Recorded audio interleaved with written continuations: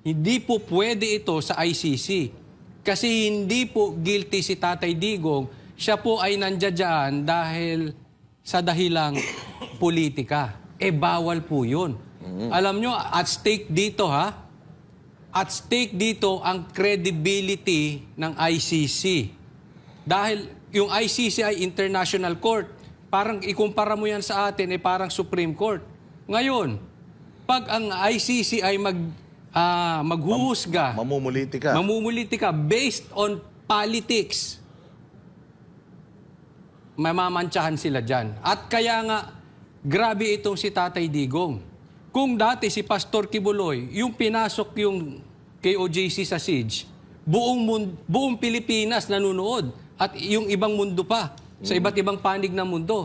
Ngayon, nung ito namang hinuli ay si Tatay Digong, buong mundo na ang nanonood. Even the presidents, the national leaders of other countries nanonood. Inaabangan nila anong aksyon ang hakbang ng gagawin ng ICC.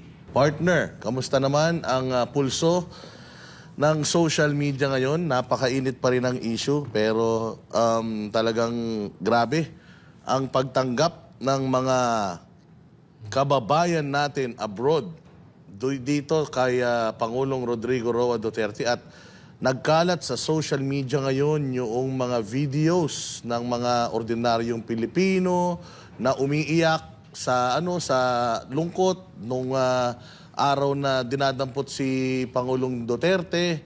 Marami pang mga iba, banyaga. Yung iba, dumating na rin si Pangulong Duterte sa The Hague, sa Netherlands, at ang dami ring mga Pilipino na nagpunta ron. Di alintana ang oras, hindi alintana ang lamig. Kasi winter ngayon dyan mga partner sa Europe. Grabe ang ginaw dyan, nagyayelo dyan pero talagang nag-antay dyan yung mga Filipinos, at itong mga Pinoy daw na ito, wala daw nag-organize dito mga partner.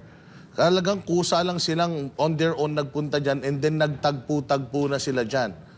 At talagang inabangan nila si Pangulong Duterte. Ngayon, yung mga international media, gulat na gulat sila kasi supposedly criminal ito Kapag may mga ganito kasing mga kriminal, usually ang mga nagpipiket, nagrarally sa labas, yung mga galit dito sa kriminal na ito. But this time, gulat na gulat yung mga local media dyan sa Netherlands na yung mga nandito supporters. At syempre, wala silang idea kung sino ba ito. Although kilala nila si Duterte, pero wala silang idea kung gaano ba talaga kamahal ng mga Pilipino si Duterte. So, madaming mga nag-i-interview sa kanila kasi nga, ang ine-expect nila is